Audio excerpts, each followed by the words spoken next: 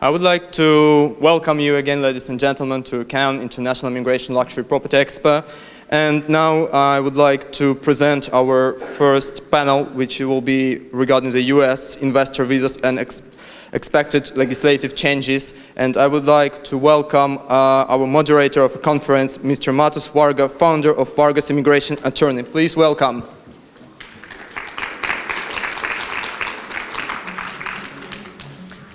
Also, I would like to welcome Mr. Vitaly Modlo, the Director of Investor Relations in CMB Regional Center. Please welcome Mr. Vitaly.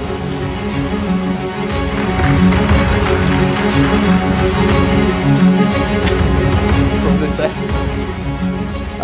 Mrs. Devin Williams, President and Partner of EB5 Global. Please welcome. And Mr. Richard Counts, CEO of Trustee and Financial Services.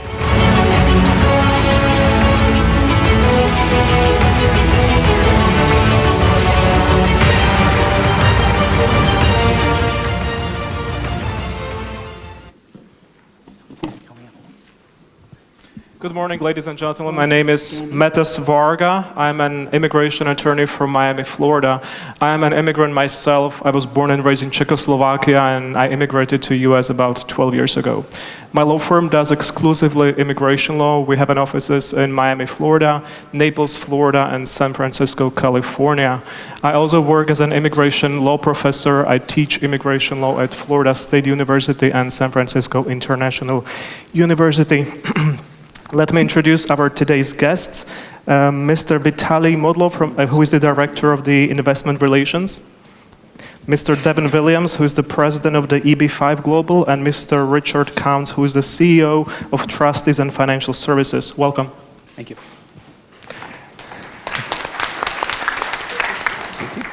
I'm going to allow all of our guests today to introduce themselves for about 2 minutes before we start the discussion. I'm going to start with Mr. Vitaly Modlo. Hello.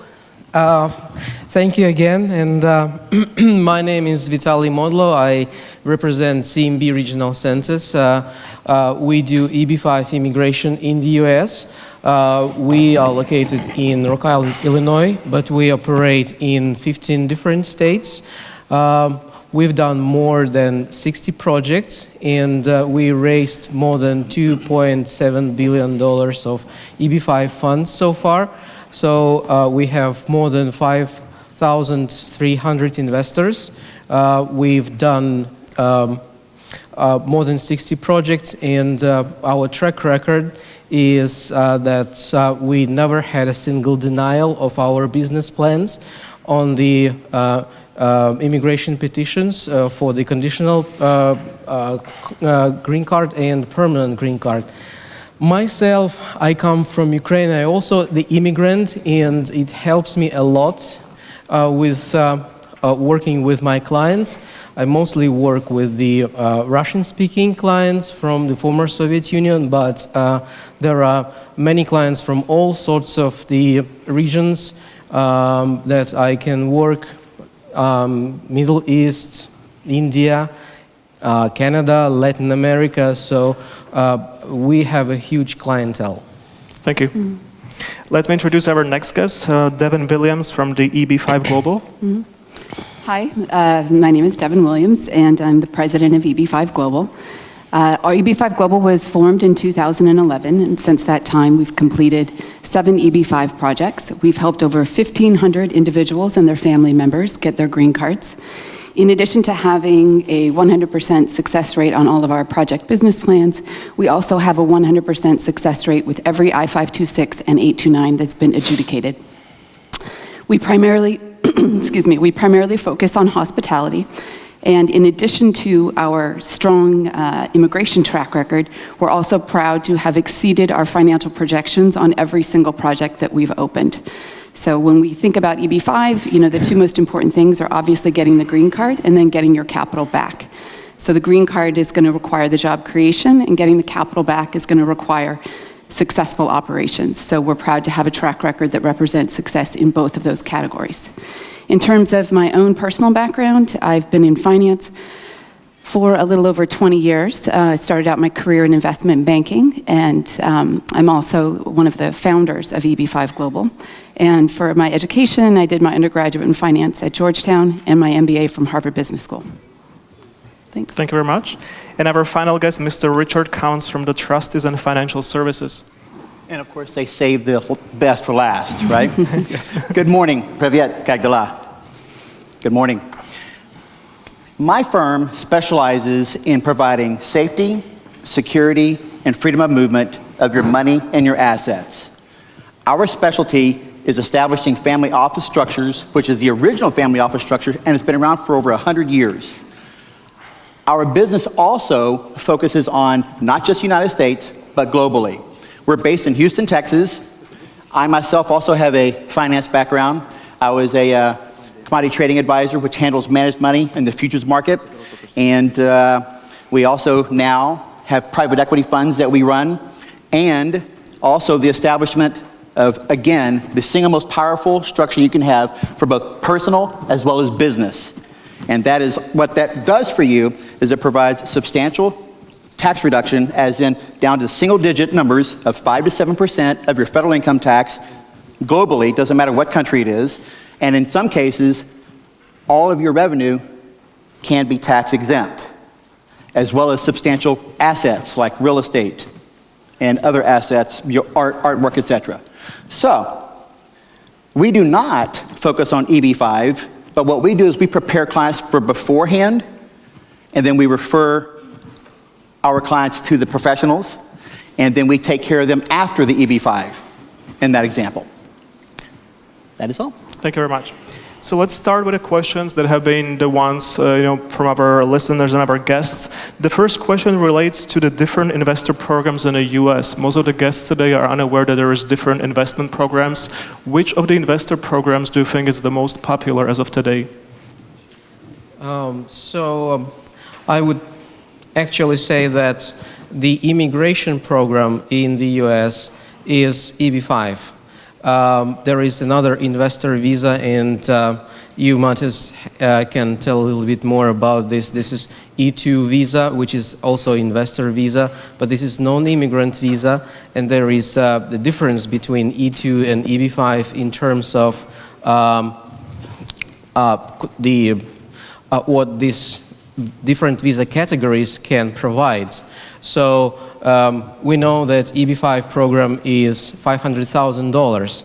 Sometimes people don't have this financial ability to actually invest $500,000, so they may start with doing E2, and E2 has investment price much less, let's say $100,000. So I have actual clients that have done E2 being in the United States, and then they adjust their status. I have a Czechman from Nevada. Recently I had a client from Romania in San Diego.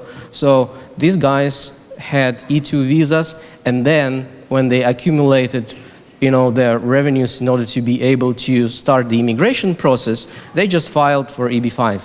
Thank you very much. Yes, I mean, I think that you're absolutely correct. I mean, EB5 is really the path if you want permanent residency. It's also kind of the most assured path because it takes away, you invest with a company that has a strong track record, and they're taking care of the immigration portion of your investment. So you don't have to try to build a business to try to get enough jobs, and then the problem is if you do an E2, it's not permanent residency. So it's really the only really viable path is doing EB5 if you're interested in permanent residency for yourself and your children. Richard? Well, as somebody mentioned earlier this morning, the EB5 program, that is, of course, the most popular, but that is for your physical being. That is for your residency. We focus on your asset side. And again, I would defer to the EB5 specialist because that's not what we do. So, but the EB5 is, from our experience, has been the most popular. Yeah. To conclude for our guests, the U.S. immigration system is very unique in the way that it allows the investors to seek different options for their legal life in the US based on their budget. If there's a small budget starting at as little as $50,000, those investors can live legally for the rest of their life on a non-immigrant E2 visas. The E2 visas are only available for countries who have the bilateral investment treaties with the US, and there is a list of those countries available at the website of the US Department of State. Those investors with investment of as little as $50,000 can live in the US legally with their family for the rest of their life in a non-immigrant status. And their spouses are allowed to work in the US legally. So this is an investment product for clients with a small budget of roughly anywhere from $50,000 to $100,000. The clients who have a major budget of $500,000 and more, and who are really seeking to live in the US legally for the rest of their life as a US citizens, those seek EB-5 programs. So the major difference between the E2 and the EB-5 is the budget, being the $50,000 or $500,000 and more, and also the long-term perspective. And you would be surprised to find out that there is many clients from different countries who are actually seeking to live in the US without an immigrant status for different reasons, such as prohibition of dual citizenships, such as in Slovakia or other different countries. So, those are the two major venues. Let's go to question number 2. As we're all aware, there is a major changes in US politics. There has been a midterm elections. We have a new government in the US. It's a Trump's administration that is very anti-immigrant. So what is the major changes that are proposed for the EB-5 system in the upcoming weeks or months? Vitaly? Good. Thank you. So, yeah, I like this word rumor. So let's say U.S. Congress and USCIS, the Immigration Service, has been rumoring to increase the price. And basically, the first attempt was made in 2015 when the draft legislation was presented and it was ready to be approved. But then, at the end of the day, there was this price increase to $800,000 just did not happen. And since then, we've seen a dozen of short-term extensions that EB-5 program has received. So now the next deadline is December 7. And again, it's two major scenarios that we face. Either the program will be continued as is without price increase, or there will be official announcement with the effective date. But there is a general consensus among the EB-5 players and US Congress that the price must be increased. The price has not been increased since the inception of the program in 1990. So it's more than 25 years that the price has not been changed. And they are discussing different aspects of how to reform EB-5, how to improve the regulations with EB-5 program. But one thing that there is the consensus in is that the price is going to increase sooner or later. Yeah, and again, I agree. There's been two price points that have been suggested that have been included in proposed legislation. So one is the price point that you mentioned, up to $800,000, and the other price point is to raise it all the way up to $1.35 million. So there is consensus that the price needs to go up. The only reason I think that it hasn't passed so far is that the other aspects of the legislation are not necessarily agreed upon. Some states are pushing for different rules in the rural TEAs versus urban TEAs, and so there's other aspects of the program and the reforms to the program that are still kind of being debated by the different sides, but the price increase is something that is completely agreed upon. So the likelihood of it going up December 7th, probably not that great, but you never know. We've really believed that this price is going to go up for quite some time, and we don't know. Eventually it's going to go up, and there'll probably be maybe a short grace period for the implementation. But once it does, a number of families, it's going to eliminate the possibility of them investing in the program because the price increase may more than double. So I think that the program is not going to go away. I think that it will be renewed, and we just don't know exactly when that price point is going to happen. I think the more challenging thing for a number of countries, like China and Vietnam and India, is that they've hit their quota or are approaching hitting their quota, and so the timelines are extending dramatically for these countries. And so in terms of talking with investors, it's almost as important to think about the timelines and how it's going to impact families and when they need to make the decision to invest, as it is educating them on the possibility or the likelihood of the increase in price. Thank you. Richard? They stole all my thunder. I have no idea what to say now. So please, go on to the next. From my point of view, my law firm represents clients from the entire world. The US EB-5 program just became too cheap in comparison to different countries. Let's imagine that one wants to buy citizenship of Cyprus and spends 2 million euros, which is about $2.2 million. And in comparison to that, the same person can acquire a US citizenship. And let's compare the benefits of the Cyprus and the US citizenship. Having a US passport means that you guys have a passport of a superpower. Whatever happens to you anywhere in the world, there's always a US embassy willing to take care of you. That is not an issue with most of the countries offering the investor program and selling their citizenships. The other issue and the other reason why I believe that the EB-5 program will be kept for future, even with possible increases in the investment amount, is the fact that also the family members of our President Donald Trump are personally involved with the EB-5 investments in New Jersey area. So I believe that this program will be kept for a while, but there might be a simple increase in the investment amount. Let's go to our next question. What would you recommend if the investor has a difficulty to disclose where the money is actually coming from? So it's pretty simple, source of funds is a very important aspect of your EB-5 success. You cannot just bring a suitcase with cash and say, hey, I want a green card, just where I buy it. So it doesn't work. Source of funds is the most important part of your first petition, I-526. And your first petition, I-526, consists of two parties. Basically, this is your source of funds. You have to prove your source of funds, $500,000. And then you're given the business plan, which is your project part.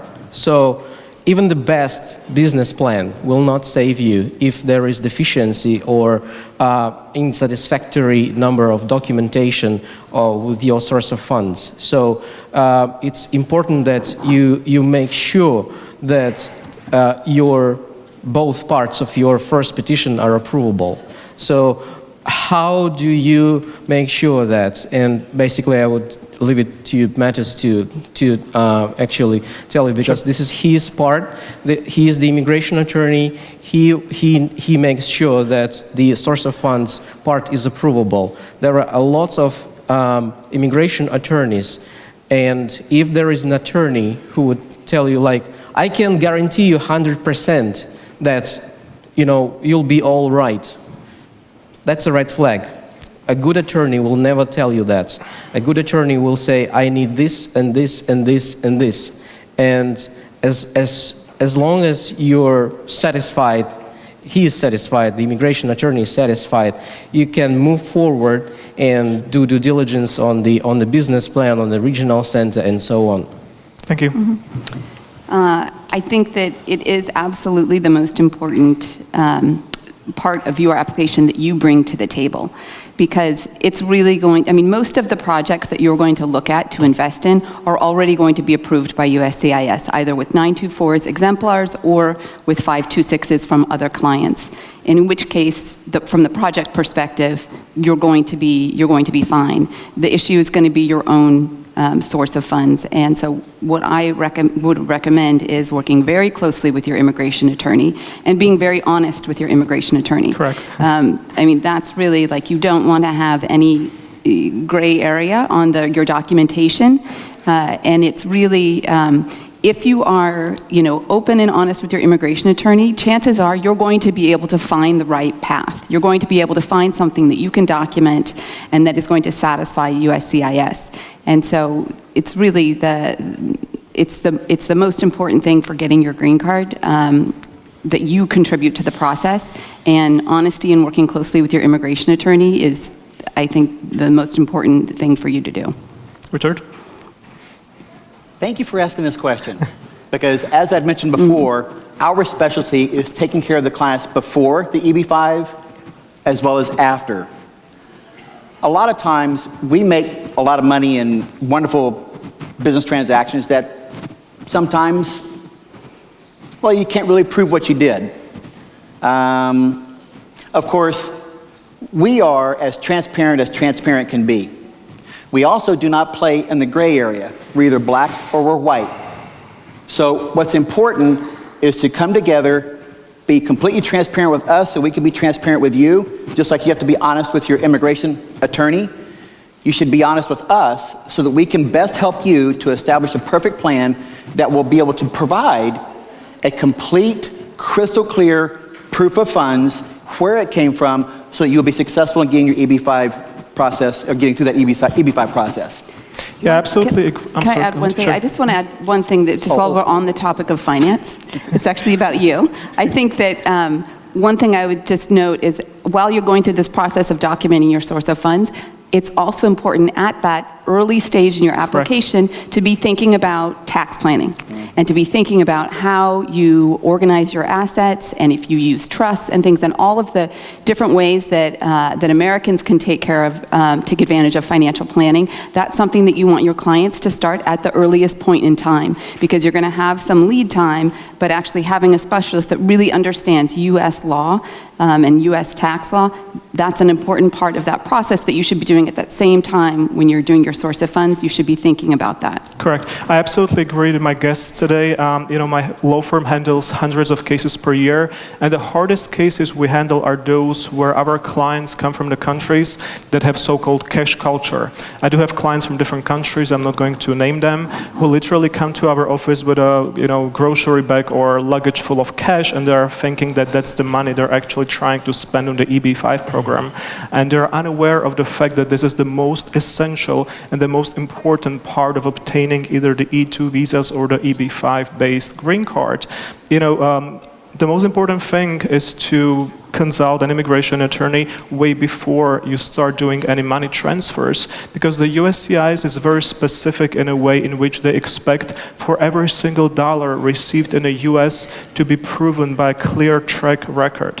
Not only there has to be a proof that the funds were obtained legally, but we also have to prove how the funds were transferred from this legal source to the bank account, from the foreign bank account to the US bank account, and we have to prove that the same money from the same bank account have been used for the investment. So once again, the most essential part of investing in the US to avoid money laundering is to clearly prove every single dollar that has been invested in the US. I'm going to give you one additional question that wasn't agreed originally. Did you encounter any issues with investors from countries such as India or Venezuela who have the money and those money are legal, but they just don't have the ability to transfer them because of the restrictions in their countries regarding the wire transfers? We haven't had anybody that couldn't get it done, but we've definitely had it be a struggle. So the USCIS, as you mentioned, is looking much more closely at the path of funds. They've always focused on the source of funds, and path of funds has become more and more of an issue in recent years. So typically the people that we've had from Venezuela, they already had some capital that was in the US, so they didn't have to go through that. There's been a lot of challenges in Vietnam. I mean, in China, everybody kind of found a way around it. Correct. In Vietnam, there's been some challenges, but using certain services you can use to get the money out. So it's definitely a very important piece of the puzzle. We did have one person actually from that invested prior to really fully consulting with their immigration attorney. Yeah. They sent the money into the account, and then after we looked at all the documentation in their immigration attorney, like there was not a credible path of funds for that, and we literally had to wire the money back to Egypt. I mean, it was a very, very difficult process. It actually took about a year to get everything straightened out, because they kind of wired before they really started talking to their immigration attorney about what were they going to have for their documentation for both source and path. So it's really critical to start having those conversations early. Once you've kind of decided on your project and you're ready to go, before you take any steps, you want to talk to your immigration attorney to make sure that they're the right steps.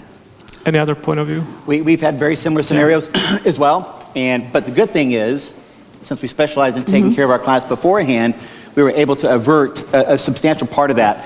We have had a client that came to us that had done very similar, already moved money, and then they had no proof of where that came from. And again, we had to do the same thing. We had to recommend that they send it back.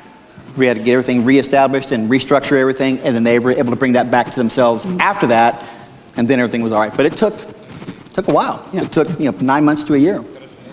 Well, I would throw my two topics on regarding Indian market, because it's a very hot market right now, and as we know, there is a restriction of sending $250,000 a year abroad from India. So the investment is $500,000, and many Indian clients have this obstacle which they have to resolve, and it takes time. So at the same time, there is a certain timeline of the subscription of a specific project. And for example, CMB projects are subscribed quite quickly, like in 3, 4, 5 months. And you know, if a client wants to move forward very quickly, he needs to actually think ahead about where his money is, how he actually can transfer money.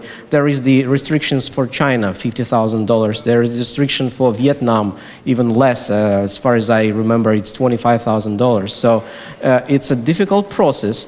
If the money are already in the US, for example, a member of family, a father is gifting a child for his EB5 investment, and the child has a bank account in the US, that's no problem at all. So it is basically a very important aspect that has, you know, a complexity of issues involved. Money, timeline, for India, the looming retrogression, and it's a big issue as well. So a proper due diligence needs to be made. Well, I'm going to add that in my law firm, recently we have a major influx of clients from Venezuela. Those of you watching the news in Latin America are aware that there is some form of civil war in Venezuela because of the socialist government. So we have thousands of Venezuelans in our law firm in Miami applying or trying to have consultations every day. The problem is that the banking system in Venezuela has collapsed, and there is no way that Venezuelans can transfer any funds from Venezuela. So even though there is legally obtained funds, the banking system wouldn't allow them to transfer those funds to the US, and of course they just can carry $1 million or $500,000 in their carry-on as they enter the US.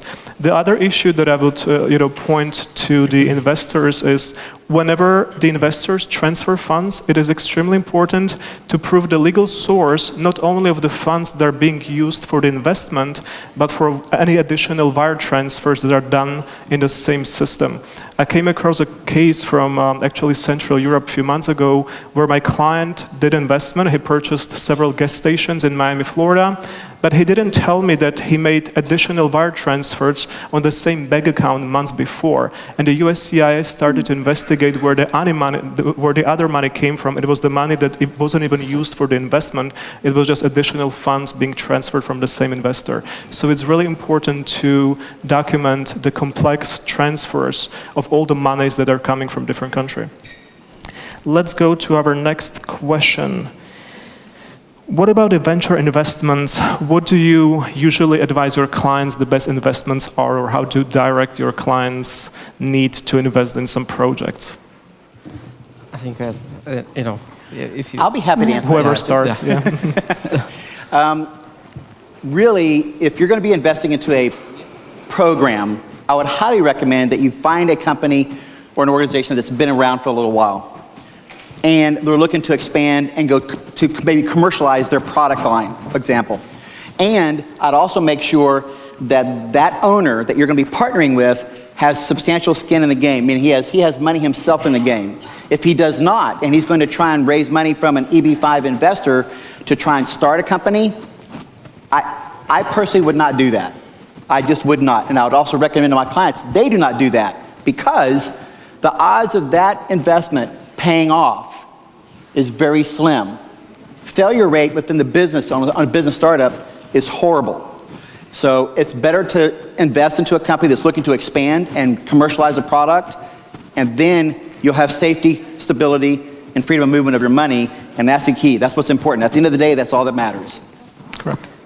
From my perspective, one of the things that I think is often overlooked is that an EB5 investment is a limited partner investment, which means, and the EB5 investors are the limited partners, which means they have no control over the investment. So I think it's important to understand the alignment of financial interests. A lot of EB5 is done through debt. We actually do primarily EB5 equity. And we have developer capital alongside the EB5 equity.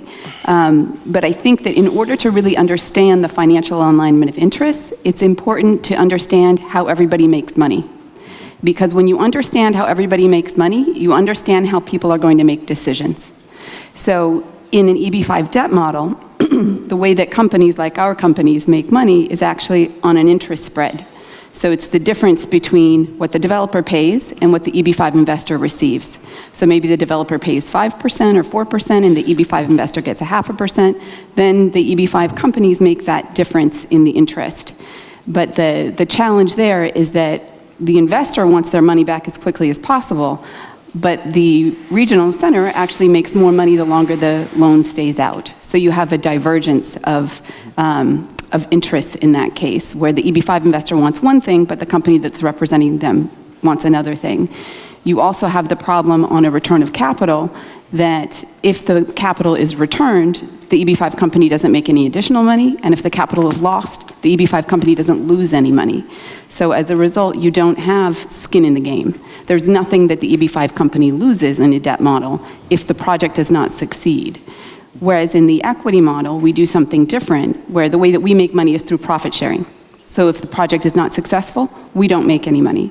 We don't make any money if the investor is not making money. So by aligning those interests, you know that the people that are making the decisions on the project are going to be taking the same actions that you would want them to make. Similarly, on an exit, we don't make our profit, the vast majority of our profit comes on exit, and we don't make any money on it until we have fully repaid our EB5 investors their $500,000. So in that way, we're completely aligned with them. If we don't return their capital, we essentially make very little money on the transaction, and we'll have spent 5 to 7 years on the project. So understanding those kind of subtle differences between different projects and different models is important, because when you don't have control over your investment, you need to know how decisions are going to be made. So I think that that's part of due diligence that often gets overlooked, but is important when you're thinking about the safety of your return of capital. Vitaly? That's actually the crucial question of this session. How do you make your decision? What kind of criteria you have to consider? And you know that EB5 money must be at risk. It's a rule of the program. So there is no promise can be made on the guaranteed repayment or success of the green card. So everyone who is doing EB5 needs to do their own due diligence. And CMB, we help to educate people in order for them to understand how EB5 works, what's the criteria for the best project. So it's important to ask proper questions in your due diligence process. Sometimes clients just do not know what kind of questions they need to ask. So in our brochure here, we have a list of questions actually that should be asked with any regional centers that you are contacting. So these are questions about exit strategy. It's questions about safety and security of your investment. It's the transparency of finances. It's the job creation proof. Job creation is a crucial part of your EB5 success. You have to create 10 jobs with your investment in the process of the construction or employing people in your business, and of course the project questions. And I concur completely with Devin in the part that you have to understand where your regional center makes money. Because it's important whether the regional center represents the developer or the regional center aligns with your interest as EB5 attorney. And if the developer creates regional center in order to raise EB5 funds, you should ask yourself, how does the interest of this regional center offering aligns with my interest? Having said that, I want to actually note that we are doing the loan model investment, and CMB has done more than 60 projects with loan-based investment. We actually pioneered the loan model a number of years ago, where a bunch of regional centers offered the equity model, and loan model has been successful not only with CMB but with other regional centers who followed our suit. So the exit strategy is very simple. There is nothing to sell at the end of the investment period. So when the developers returns the money to the partnership, you just need to have your money back through a loan return. That's it. So again, this is your homework, this is your due diligence. Before making any investment decision, you need to understand how EB5 works, because your money must be at risk. If there is anyone who is telling you, I will guarantee you that either you can have your money back or you can withdraw from partnership at any given point of time, that's a big red flag. Your money must be at risk. Thank you very much. Well, from my point of view, most of my clients are unaware of the fact that, in each state in the US, we have a bar association that provides rules for the attorneys. And one of the most important rules is that the attorneys are not allowed to advise their clients about which investment is the proper investment. So the US immigration attorney can tell you what kinds of investments there might be, but they cannot tell you which specific investment is the one that is actually good for your business or that might be approved. And on a daily basis, there's endless research for those questions. So please keep in mind, the immigration attorney can never tell you that this is the right investment that will work. Let's go to the next questions. What do you think is the most promising market for the EB5 for the future? There's multiple countries. There's the highest demand from China, India, Vietnam. Which one do you think is the most promising for the upcoming months? I would say that in any country there are high net worth individuals who pursue the EB5 path and want better life for their children. And I would rephrase the question to actually which countries are now the most interested in EB5 program. It's definitely India, which is, everybody talks in India about EB5. We have seen a lot of interest from Nigeria, but we operate in almost 100 countries. We have investors from almost 100 countries. I actually have a client right now who is going to invest. He's from Liechtenstein, my goodness, So there is interest in the former Soviet Union countries, and Russian market is steadily going up, whereas India, or China is going down, because there is the other side of the coin in China market. Because of the tremendous interest for EB5 program, there is a quota for each country, and China has exceeded this quota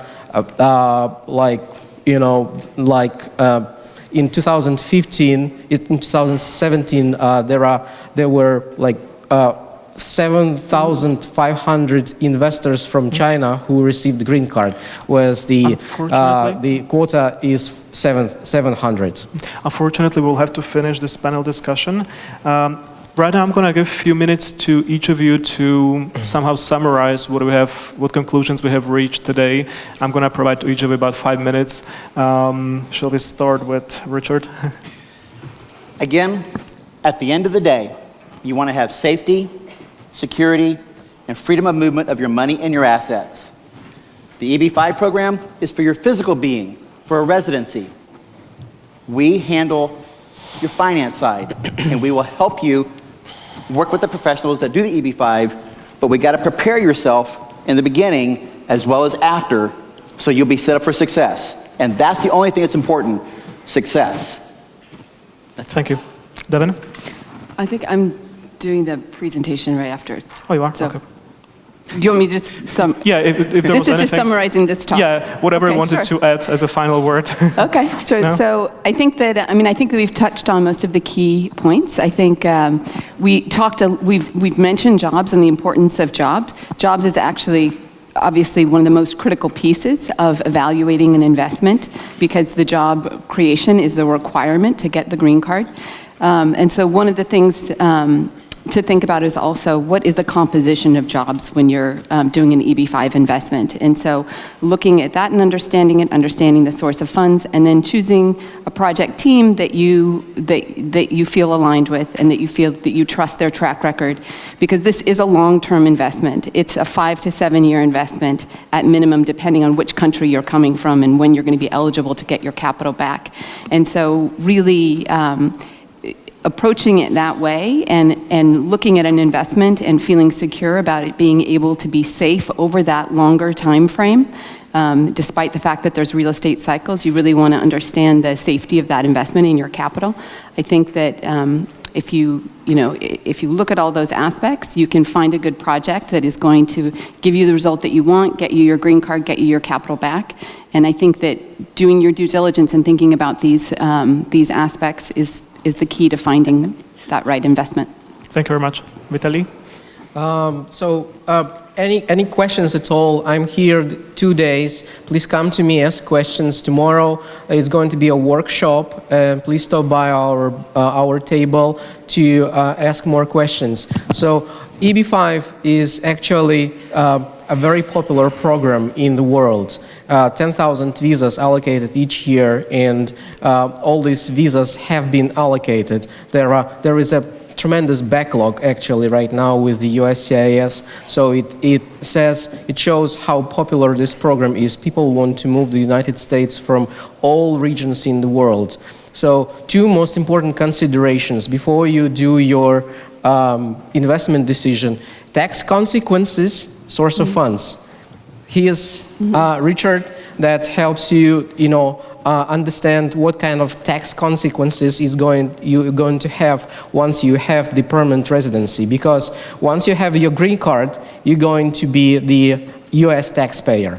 Your income worldwide will be taxed by IRS, and this is very big organization. So I must say something. They say there's no guarantees in life, right? Except Correct. 2 things: death And taxes. and taxes.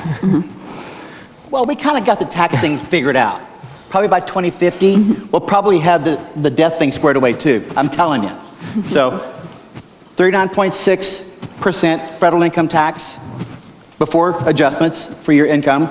Second thing you're going to have is capital gains tax. That could be anywhere from 3 to 10%.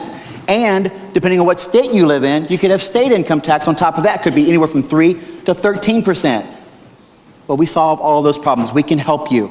Come see myself or my staff, Thank you very much. and we will help you all. From my point of view as an immigration attorney, the most important part for each investor is to have the budget. As soon as you, as the investors, have your budget, you can easily determine what the other advantages are. So as long as you budget anywhere from $50,000, which is pretty little sum of money, you can apply for the E2 visas. The major advantage of the E2 visas is that you can have those visas approved in as little as 15 business days with a US premium processing service. The other advantage is that there is major tax simplifications and tax advantages, and also there's no need to apply for the residency, so the investor can live most of the year in the country of citizenship and visit the US whenever needed. The other major advantage of the E2 visas is that the spouse has unlimited work authorization and can take any position in the US with his work permit. With the EB-5, the major advantage is the smaller investment than in any other country. We are again talking about $500,000 or $1 million, depending on the circumstances, and a great benefit of having the US citizenship. And as I previously mentioned, US was and for the future probably will be a superpower, having special rights for its citizens.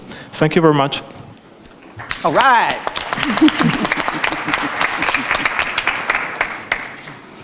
Thank you, Mr. Matos. Now we have a short presentation from Mrs. Devin Williams, the partner of EB-5 Global. Thank you. Yeah. Thank you. Okay, so I will run through and give you some information on our current project. And then I'll also be available, obviously, all day tomorrow for anybody, and today, for anybody that wants to ask additional questions. So just a little bit of background on our track record. We do specialize in hospitality. We've done 7 projects since we opened in 2011. These are some of the pictures of hotels that we've opened. As I mentioned, we have a 100% approval track record with USCIS for every project, every 526, and every 829 filing. And so our investors have received 100% approvals on their green cards for them and their family members.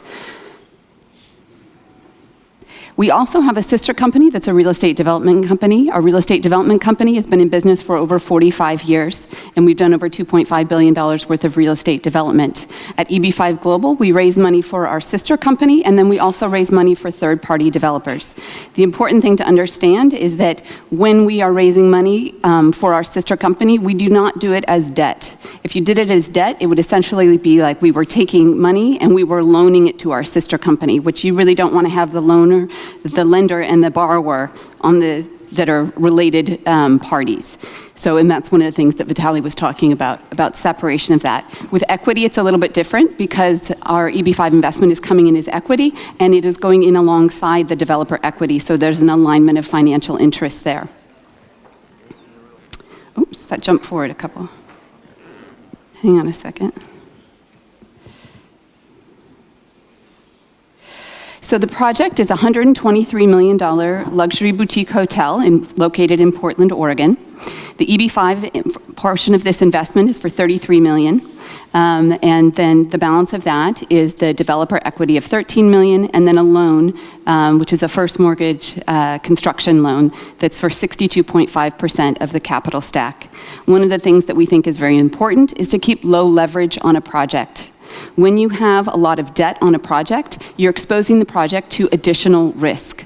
Because this is a long-term investment, it's 5 to 7 years, you need to be able to ride out market cycles. So in the US, it's a mature market, as it is in Europe. In some developing countries, you see a market that's kind of going like this for a number of years, but in a mature market, we generally see real estate cycles. So you want to know that your project is protected and that doesn't have levels of debt in the 70, 80, 90%, because that makes the project much more vulnerable. Our EB5 equity has a 4% annual return. That's 4% from the time that the hotel opens, not during construction. We estimate a return of capital between years 5 and 7. But obviously this depends on which country you're from and at what point you're going to be eligible to get your capital back. So in terms of jobs is really what is going to determine if you get your green card. You need to have at least 10 jobs created per investor in order to have the green cards approved. Our project has 20 jobs per investor. So we create our model. We make sure that we have a very high level of protection over the green card, because USCIS has been known to change how they view job creation and eliminate some jobs that they previously had approved in different models. So we like to have a very strong buffer to protect that green card, even if there are changes in the way USCIS adjudicates. So I touched on this a little bit on our panel, but I think it's an important thing to consider when you look at an EB5 investment. Understanding how everybody makes money is critical to understanding how the decisions are going to be made on your project. So as I said, the EB5 investors are investing as limited partners. And as a limited partner, you have essentially no control over the investment. So what you want to know is that the people that have control over your investment and are making the decisions are making the same decisions that you would want them to make. And so understanding how people make money is really how you understand that. Because even though we would all like to think that we do the right thing no matter what, it's human nature that people tend to act in their own financial best interest. So to eliminate that kind of conflict, we try to create an alignment of interests so we don't even have to address that problem. So on the debt model, which first let me start by saying there are high quality debt projects and there are high quality equity projects. And then there's projects that you might not be as interested in that are debt or that are equity. So it's not that one is fundamentally better than the other and you won't have a successful project under both models. However, they are different in terms of the alignment of interests. So understanding how people make money on the debt project, it's basically through the interest spread. So maybe the developer is paying 5%, the investor is getting 0.5%, the regional center is getting that delta, that spread between what the developer is paying and what the regional center, and what the investor is receiving. The conflict there is that if that loan stays outstanding for 5 years, then that regional center makes 5 years worth of profit. But if that loan stays outstanding for 10 years, then they make 10 years worth of profit.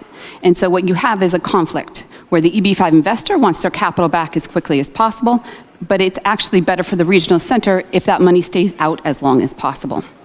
The second and more concerning thing for me is on return of capital. The regional center under the debt model does not benefit from the success of the project. So if the project is successful, they still make the exact same amount of money. And if the project is a failure, they also still make the same amount of money. So there is no financial penalty for a regional center if the debt is never repaid.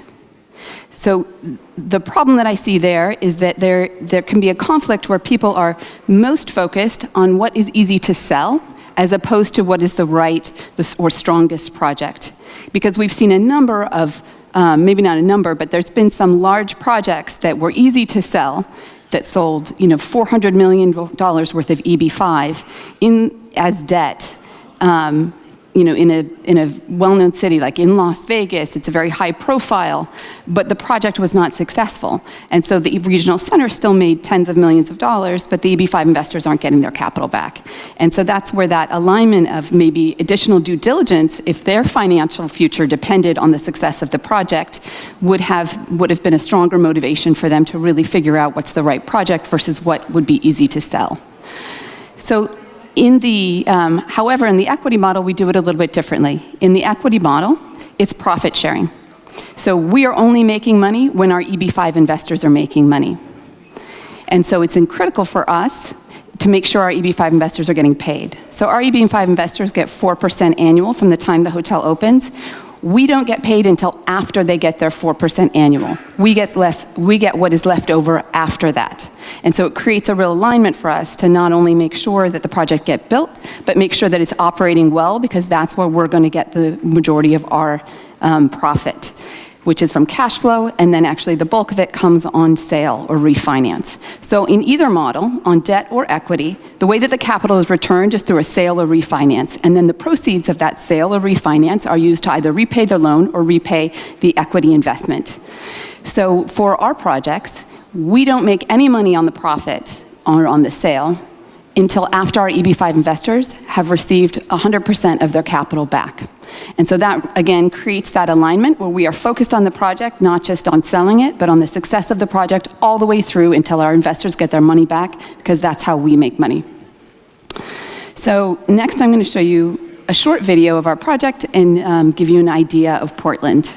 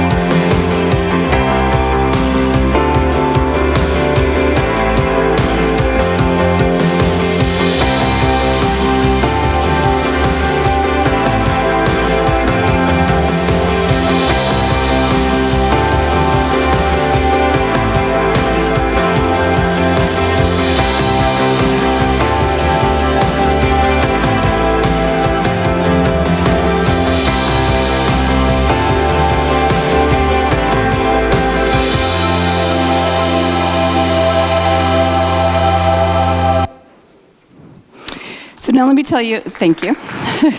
There's a few more slides, but thanks for clapping for the video. So Portland, I'll tell you a little bit about Portland. It was rated by The Guardian as one of the top 5 cities to live in the world. So that's not just top 5 in the United States, but that's actually top 5 in the world.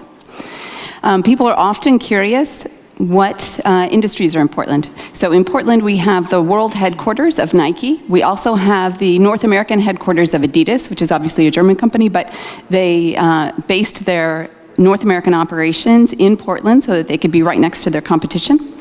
We also have Intel's largest base of employees in the world, actually, and we're the #1 city for careers in business according to Forbes magazine.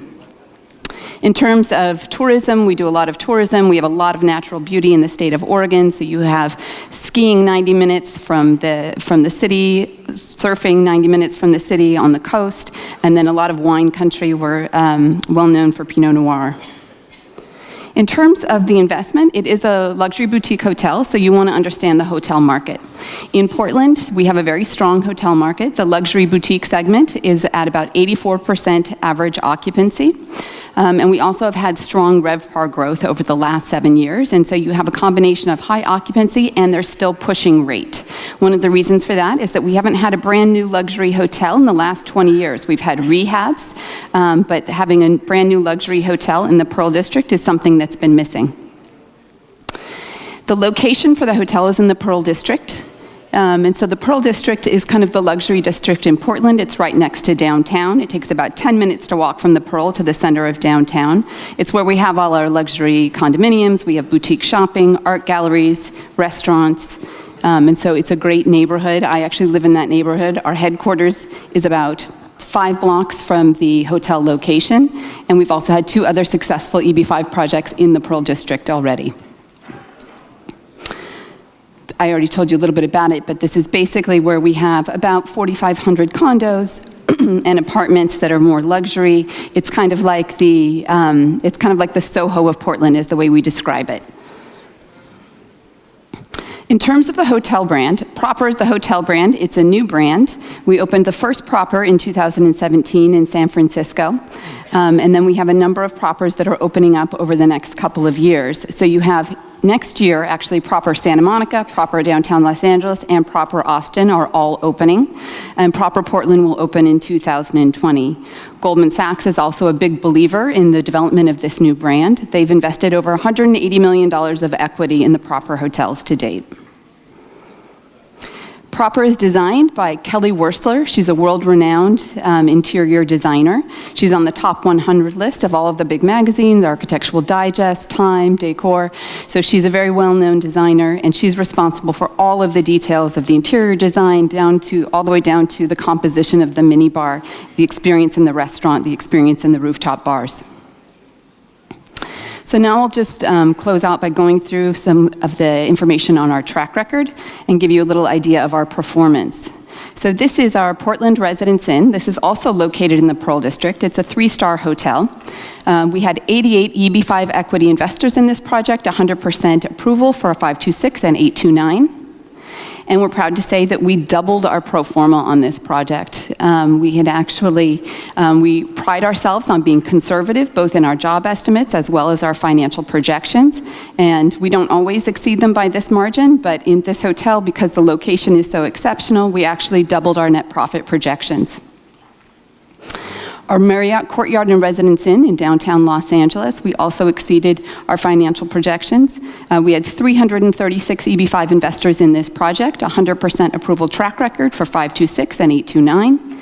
And we exceeded our revenue projections by $15 million in the first 2 years of operations.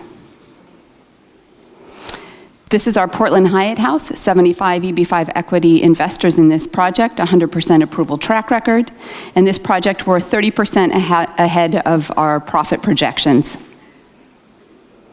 This is our Pearl District office building. This project is just finished construction, and we've already sold the project. We have 18 EB5 equity investors in this project. Our San Francisco Proper Hotel has 96 EB5 equity investors, again 100% approval track record with 526 and 829. And we also have, so this project's been open just about a year, and we have exceeded our ADR, or our average daily rate. We had projected it at $251 a night, and we're exceeding $350. This project also has gotten rave reviews. So this is the first of the brand that is opened, and we've had a tremendous amount of press. San Francisco Magazine features us on the cover of the February issue. Basically, it was the Bars and Nightlife issue, hottest rooftop bar in San Francisco. Eater in San Francisco, we won Restaurant of the Year for 2017 when we opened. And then you can see we have a number of accolades, all from Travel and Leisure, from Zagat, from Eater, from Forbes. So we only have a second, so I'm just going to, this is just a quick investor video so that you can hear from one of our investors. This is an investor from our Los Angeles Courtyard and Residence Inn in downtown Los Angeles.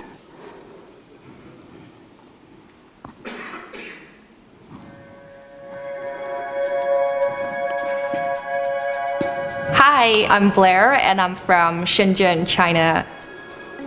When we started to consider to immigrate to the United States, we started to search for a good EB5 project.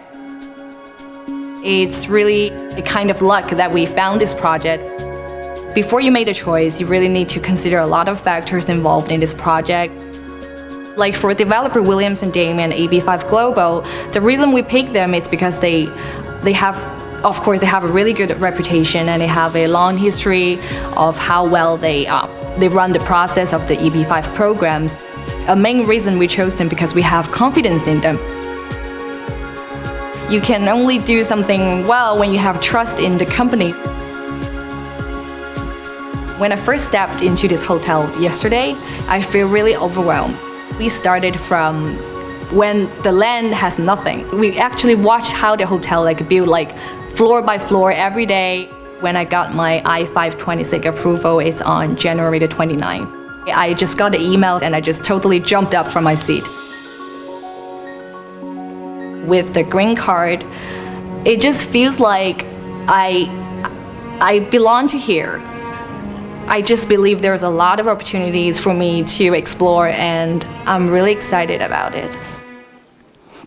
So that's it for me. Thank you so much for your time and attention, and I'm happy to talk with any of you and answer questions later.